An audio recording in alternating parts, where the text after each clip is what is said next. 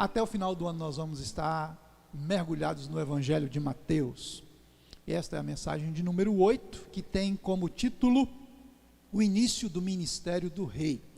O texto da palavra de Deus no qual nós vamos estar meditando hoje à noite é Mateus capítulo 4, os versos 12 a 25, o qual eu quero ler com os irmãos agora. Acredito que vai dar para você acompanhar aí na tela do seu celular ou na tela da sua televisão, se você está conectado à TV nesse instante. O texto diz assim: ouvindo, porém, Jesus que João fora preso, retirou-se para a Galiléia.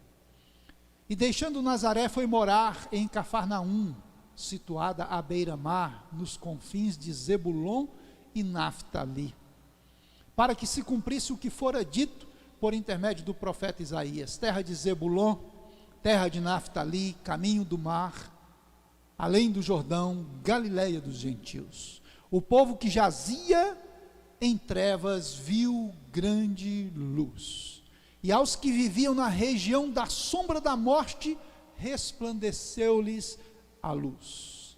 Daí por diante, passou Jesus a pregar e a dizer: arrependei-vos, porque está próximo o reino dos céus. Caminhando junto ao mar da Galiléia, viu dois irmãos, Simão, chamado Pedro, e André, que lançavam as redes ao mar, porque eram pescadores.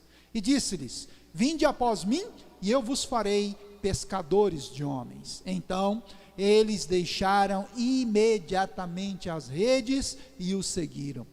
Passando adiante, viu outros dois irmãos, Tiago, filho de Zebedeu, e João, seu irmão, que estavam no barco em companhia de seu pai, consertando as redes, e chamou-os. Então eles, no mesmo instante, deixando o barco e seu pai, o seguiram.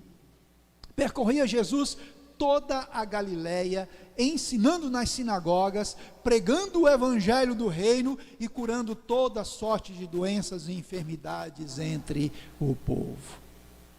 E a sua fama correu por toda a Síria. Trouxeram-lhe então todos os doentes, acometidos de várias enfermidades e tormentos, endemoninhados, lunáticos e paralíticos, e ele os curou. E da Galiléia, Decápolis, Jerusalém, Judeia e da além do Jordão, numerosas multidões o seguiam. Amém e amém. Quero convidar os meus amados irmãos para que oremos ao Senhor, pedindo a Ele que nos abençoe através da ministração desta mensagem, em nome de Jesus. Você que está aí agora com seu coração ligado a Deus, volte para o Senhor e peça a Ele que fale ao seu coração por intermédio desta mensagem. Oremos. Pai bondoso, nesta hora nós queremos suplicar a Ti mais uma vez que o Teu Espírito venha falar ao nosso coração.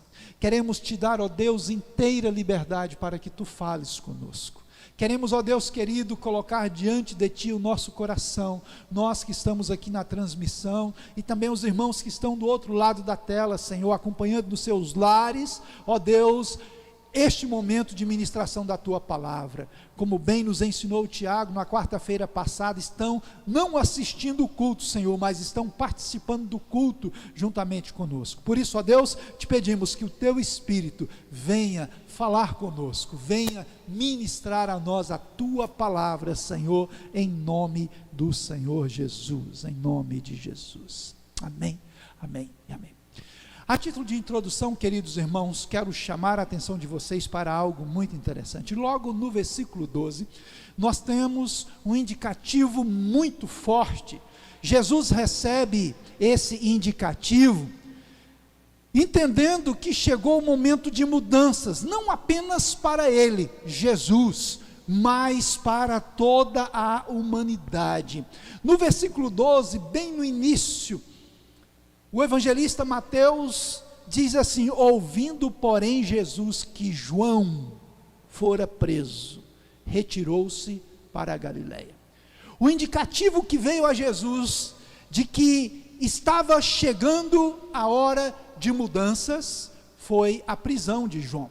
Porque Jesus, debaixo da unção do Espírito Santo, sendo plenamente Deus e plenamente homem, sendo onisciente, ele sabia que João, ali na sua prisão, ele seria morto, e então estaria chegando a hora de mudanças radicais, para ele, o próprio Jesus, e também para toda a humanidade, para todos aqueles que viessem a crer nele, por intermédio do evangelho que começou a ser pregado por João Batista, preparando a chegada de Jesus, até o último evangelista que será arrebatado por ocasião do arrebatamento da igreja. De fato, estava começando um novo tempo, estava começando ali já a dispensação da nova aliança.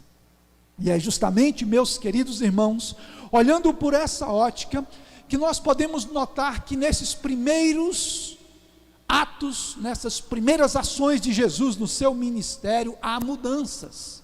E hoje eu quero destacar essas mudanças que houveram nesse contexto, no texto que nós lemos. São 3 mudanças que acontecem naqueles que são expostos ao evangelho do reino dos céus. Ali estava Jesus pregando o evangelho, anunciando já a vinda do reino dos céus que estava começando. E então, 3 mudanças aconteceram no decurso da narrativa desse texto. Se não, vejamos. A primeira mudança que aconteceu foi com o próprio Jesus, foi mudança de casa. Como nós temos aprendido até aqui, Jesus, ele nasceu em Belém, depois ele foi morar em Nazaré, onde foi criado, foi educado pelos seus pais, e então terminou uma fase, e então Jesus muda de residência, muda de casa, é uma mudança geográfica, e essa mudança geográfica, meus queridos irmãos, ela aconteceu debaixo de 2 plenas convicções que Jesus teve. Primeiro, Jesus teve a plena convicção de que ele estava mudando debaixo da vontade de Deus, debaixo da vontade de Deus. Observem comigo o texto no versículo 13, que diz assim: deixando Nazaré, foi morar em Cafarnaum, situada à beira-mar, nos confins de Zebulon e de Naftali. E o verso 14 diz ainda: para que se cumprisse o que fora dito por intermédio do profeta Isaías, terra de Zebulon, terra de Naftali, caminho do mar, além do Jordão, Galileia dos gentios. Queridos irmãos, o que nós percebemos inicialmente aqui, é que nessa mudança de Jesus Cristo, ele tinha plena convicção da vontade de Deus. E mudanças na nossa vida, queridos irmãos, as mudanças geográficas, elas só devem acontecer quando nós tivermos plena convicção da vontade de Deus. Não se muda de cidade para outra cidade sem que tenha-se a plena certeza, a plena convicção da vontade de Deus. E até mesmo dentro de uma cidade, queridos irmãos. Aqui em Padre Bernardo, por exemplo, acontece que se eu mudo de casa, de uma casa para outra, sem a plena convicção que é a vontade de Deus, eu posso entrar numa enrascada. E Jesus então, ele muda de Nazaré para Cafarnaum. Cafarnaum era uma cidade pequena, mas de muita influência no Império Romano. A região da Galileia era uma das regiões mais importantes do Império Romano. E Cafarnaum, ela ficava à beira do lago de Genezaré, ou o mar da Galileia chamado, que na verdade não era mar, era um lago que tinha uma dimensão de aproximadamente aproximadamente 19 quilômetros de comprimento por 13 quilômetros mais ou menos. Então era um lago de água doce, abastecida pelas águas do Rio Jordão e de toda a água que descia do Monte Hermon e abastecia aquele lago que era muito rico em peixes, daí porque a atividade pesqueira era muito comum às margens desse lago, e Cafarnaum estava ao norte do lago, ao norte do mar da Galileia, e ali Jesus fixou residência. Mas Jesus tinha plena convicção da vontade de Deus. Primeiro, porque a palavra de Deus já dizia isso, que Jesus iria para este lugar, esse lugar que era um misto de nação judaica com as outras nações. Na verdade era um povo misto ali, e Jesus foi para ali estrategicamente, porque a partir dali ele se tornaria conhecido em todo o mundo daquela época. Tanto é que a narrativa de Mateus vai mostrar justamente isso, que dentro de pouco tempo, Jesus pregando na Galileia, ele se tornou notório entre todos os povos vizinhos ali, porque Jesus tinha plena convicção da vontade de Deus. E em segundo lugar, queridos irmãos, uma outra convicção que precisa estar presente para que haja mudança geográfica, mudança de casa, nós precisamos ter a convicção de estarmos debaixo daquela convicção forte, que uma etapa terminou e está começando outra. Nós precisamos estar sob a plena convicção de que uma nova etapa se inicia somente após o término de outra. E aqui é muito importante, irmãos, que nós entendamos isso, porque Deus, Ele só vai nos levar para mudar de uma localidade para outra, quando Ele terminar a etapa que Ele queria realizar na nossa vida e através daquela vida, das outras vidas, naquele lugar. Deus, Ele não atropela o processo, irmãos. Jesus terminou o trabalho que deveria ser feito em termos de educação, de convívio familiar em Nazaré. Agora chegou a hora de começar o seu ministério, era uma outra etapa. Jesus tinha a plena convicção que a etapa de Nazaré tinha terminado, agora começava a etapa de Cafarnaum, era um ministério que começava ali. Preciso te dizer algo da parte de Deus. Olha, meu irmão, minha irmã, preste atenção nisso. Enquanto você não tiver plena convicção da vontade de Deus, enquanto você não tiver plena convicção de que uma etapa da sua vida se encerrou em determinado lugar, não mude, não dê nenhum passo, se você não tiver plena convicção de que Deus terminou o que tinha que terminar naquele lugar, para que você vá para outro lugar. Eu fico bem à vontade para citar para os irmãos o caso da missionária Débora, que está conosco agora. A Débora, ela teve plena convicção em Deus de que a etapa da vida dela, do ministério dela em Séries, terminou e começava uma outra em Padre Bernardo, e nós acompanhamos tudo isso. É assim que tem que acontecer, irmãos. Eu só arredo o pé de Padre Bernardo o dia que eu tiver uma palavra de Deus falando: vai para a Cochinchina, vai para o Afeganistão, terminou a etapa de Padre Bernardo e vai para outro lugar. Aí sim, aí a gente age como Jesus fez. Jesus, ele tinha plena convicção da vontade de Deus, e tinha plena convicção que terminou o período, a etapa de Nazaré, e começava agora a etapa de Cafarnaum, e não só Cafarnaum, mas começava a etapa da Galileia, e da Galileia ele se tornaria conhecido no mundo inteiro da sua época, e até hoje é conhecido, Ele é o nosso Senhor, o nosso Salvador, o nosso Rei. Então, queridos irmãos, a primeira mudança que eu quero mostrar a vocês é a mudança de casa, ou a mudança geográfica. Mas o texto nos apresenta também uma outra mudança, que é a mudança de vocação.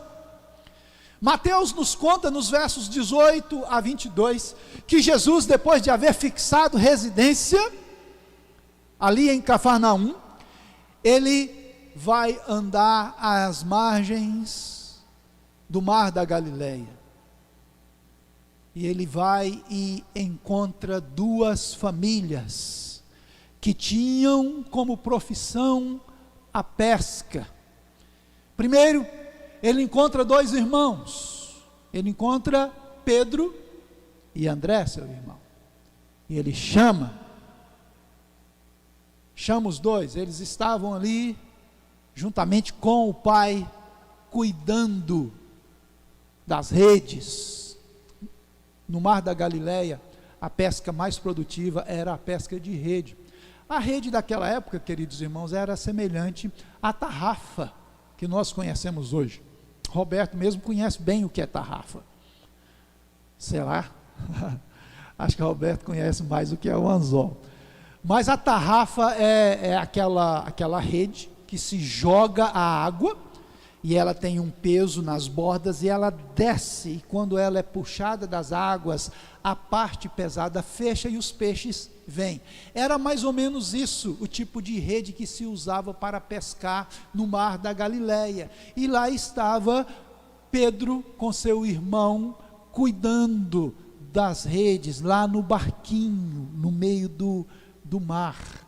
O mar da Galileia ia-se até mais de 1 quilômetro, com a água no peito, água calma, tranquila, água doce, não era água salgada, era um mar.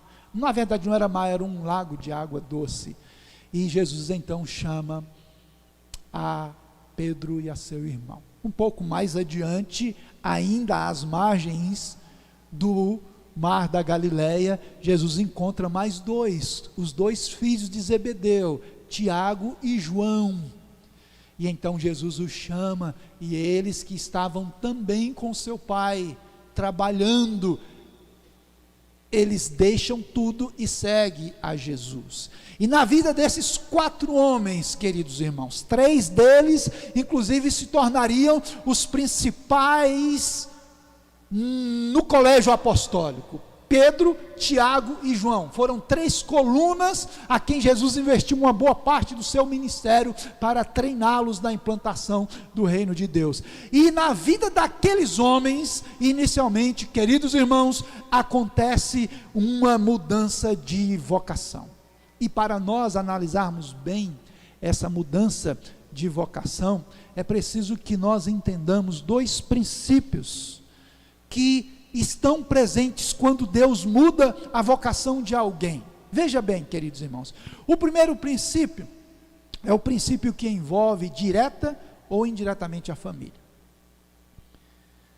Vejam, os 4 chamados por Jesus Cristo eram pescadores, todos eles, e a palavra de Jesus para eles é: venham, e eu vou mudar a vocação de vocês. Vocês vão deixar de ser pescadores de peixe, e vocês se tornarão pescadores de homens. E o que é comum às 2 famílias, irmãos, é que ambos, tanto Pedro e seu irmão, quanto Tiago e seu irmão João, tiveram que deixar a família. O texto nos diz que eles deixaram o pai.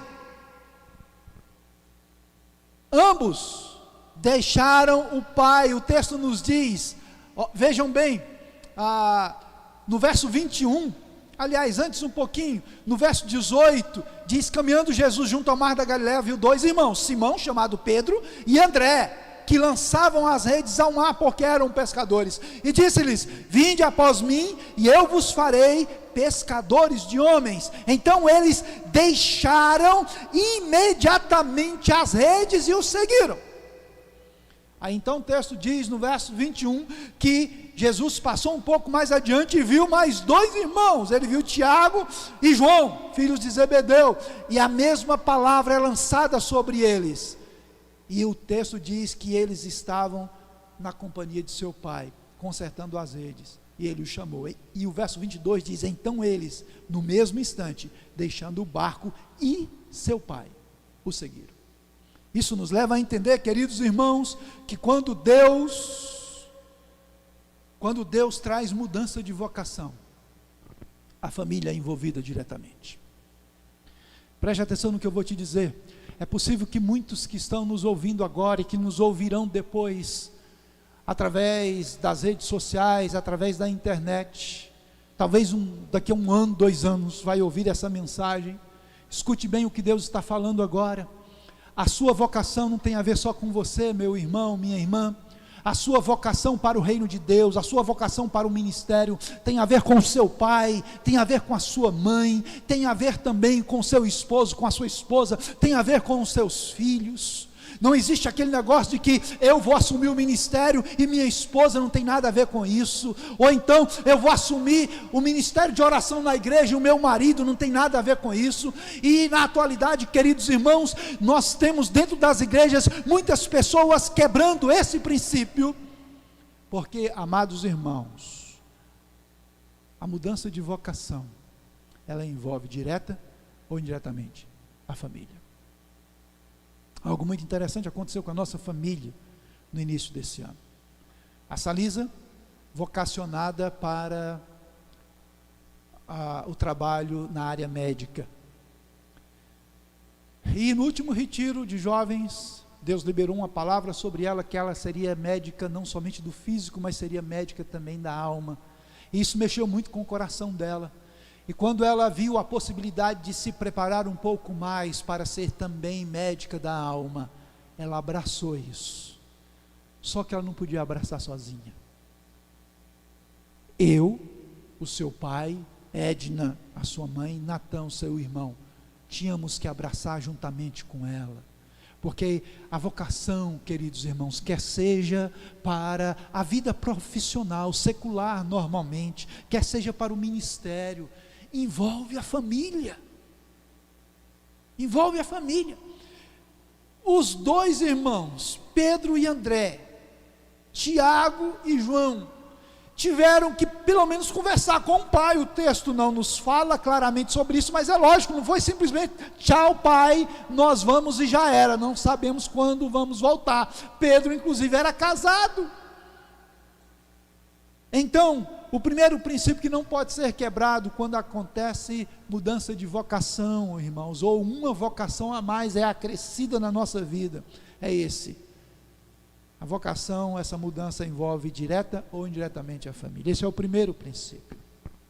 O segundo princípio, queridos irmãos, é o princípio que nos diz que a mudança de vocação envolve a saída do natural para o espiritual. Observem bem que a palavra de Jesus para esses 4 primeiros discípulos chamados foi essa: olha, vocês são pescadores naturais, no entanto eu vou fazer de vocês pescadores espirituais. Tanto Pedro e André, quanto Tiago e João, eles receberam a mesma palavra, e a palavra diretiva de Jesus era exatamente essa: olha, a vida de vocês não será mais a mesma agora. Inclusive, essa questão de pescar peixe vai ter uma pausa, porque a partir daquele momento, os 4 seguiram a Jesus por mais de 3 anos. Por mais de 3 anos. Porque, queridos irmãos, a mudança de vocação envolve a saída do natural para o espiritual. Não podemos quebrar esse princípio. Deus não vai, irmãos, Ele é coerente. Deus, Ele não vai inverter as coisas.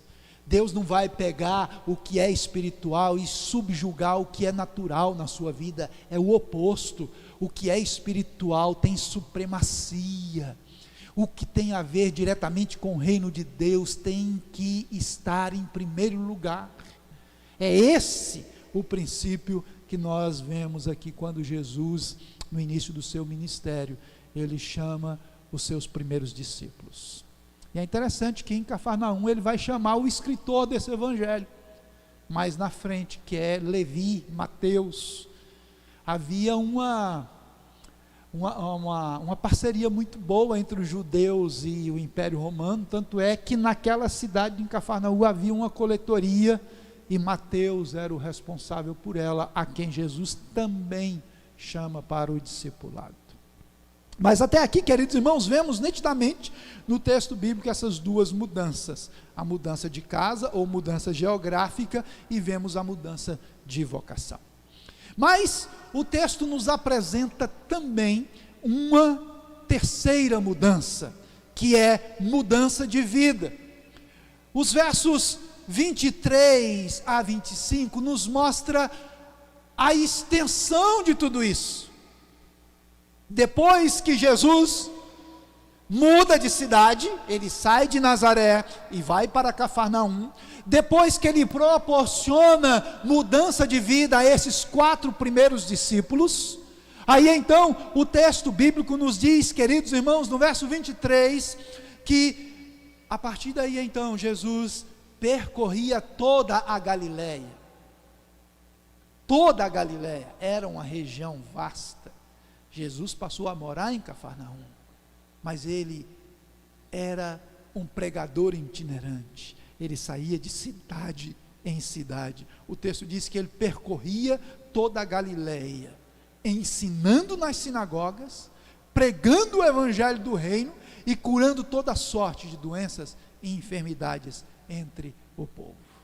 Aqui logo no versículo 23, a gente vê quais foram os instrumentos que Jesus usou para produzir essa mudança, porque as pessoas começaram a chegar, vinha gente do norte, vinha gente do sul, vinha gente de todos os arredores ali da Galileia, porque a eloquência de Jesus Cristo, o poder extraordinário de Deus que estava sobre ele, logo começou a ser levado. É aquela história de um conta para o outro: olha, tem alguém lá em Cafarnaum, lá na Galileia, que está fazendo prodígios, está curando gente. E a fama de Jesus logo se estendeu, e então Jesus começou a ir nas igrejas dos judeus, nas sinagogas, utilizando-se dessas 4 ferramentas, esses 4 instrumentos para mudar a vida de todos aqueles que vinham a ele. Jesus começou a ministrar essa mudança de vida. Como disse C.S. Lewis, seria impossível alguém olhar nos olhos de Jesus, olhar na fisionomia dele e não ser mudado.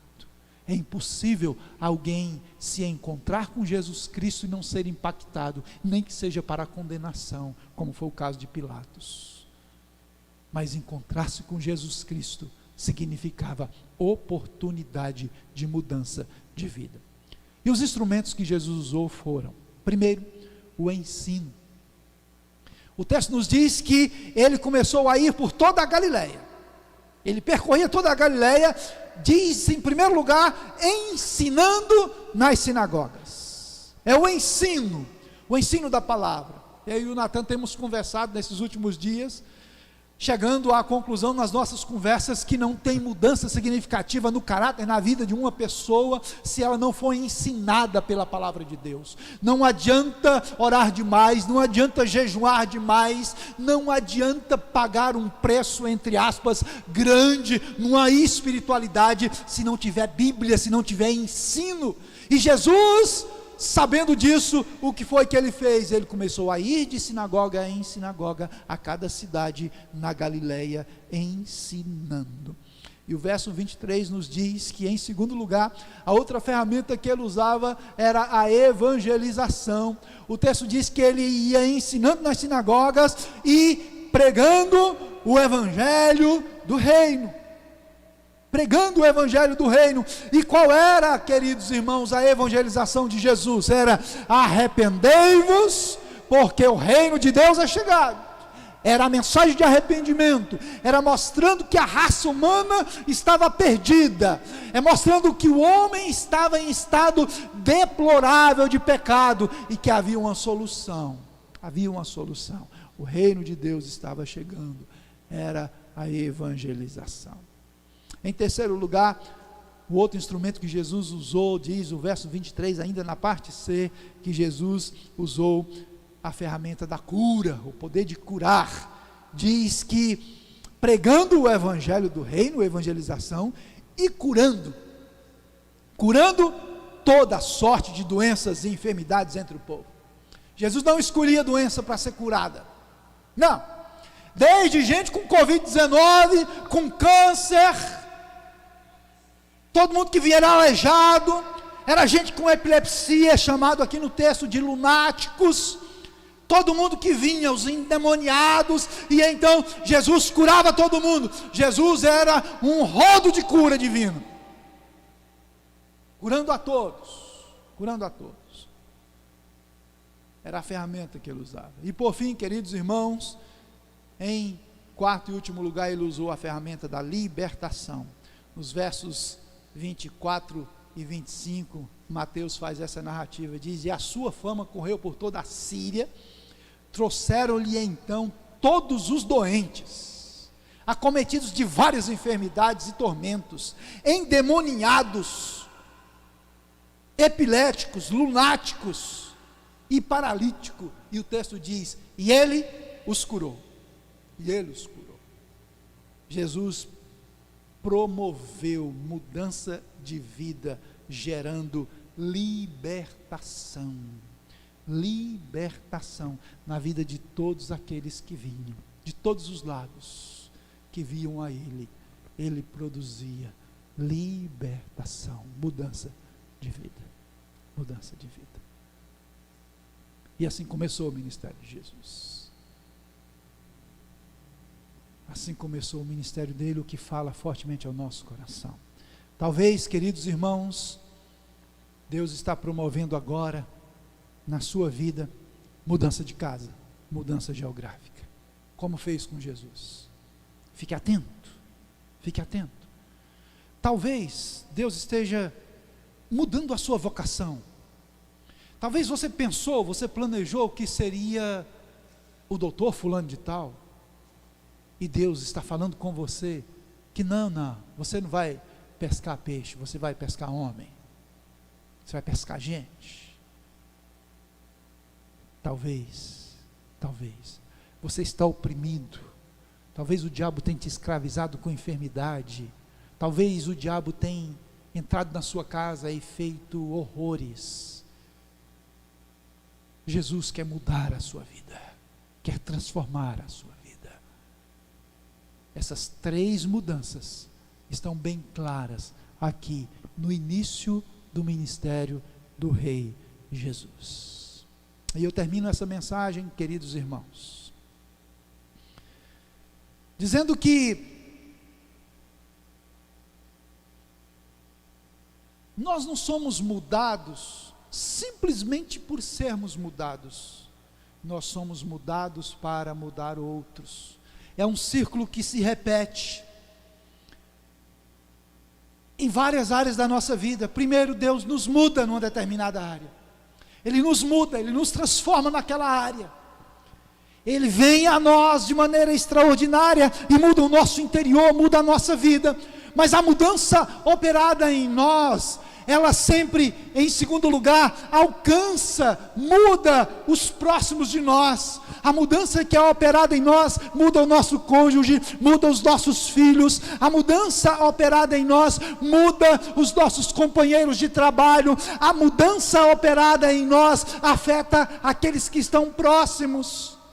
E em terceiro lugar, mais ainda, queridos irmãos, a mudança que foi operada em nós, que alcançou as pessoas que estão à nossa volta, Deus também muda, através desse círculo de mudanças, Ele muda as pessoas mais distantes de nós. De vez em quando eu sou surpreendido por alguém que entra em contato comigo, por causa de um curso de homilética que eu ministrei lá nos Estados Unidos há alguns anos atrás. Deus está mudando gente lá do outro lado do mundo. Esses dias recebi um contato de uma pessoa que estava no Japão, um brasileiro no Japão, que olhando no YouTube lá, achou o curso de homilética ministrado lá nos Estados Unidos e entrou em contato, querendo saber como é que faz esse negócio e tal. Deus muda, irmãos, a nossa vida, não simplesmente para que nós sejamos o bonitinho, ajeitadinho, de chapéu, não é? De chapéu, um novo visual, inclusive combinando com a gravata, para a gente ser legalzinho, engomadinho, tal, o pregadorzinho. Não, Deus muda a nossa vida para mudar outras pessoas através de nós. Nenhuma mudança que Deus opera em nós é somente para nós, irmãos. Não, toda mudança visa alcançar outros, assim como Ele fez com Jesus. Jesus mudou geograficamente, mudou de casa. Jesus mudou a vida dos discípulos, a quem Ele chamou, e esses discípulos e o próprio Jesus mudou multidões, e continua mudando até hoje, e mudará até o dia quando nós adentrarmos a eternidade. Aleluia, glória a Deus, aleluia.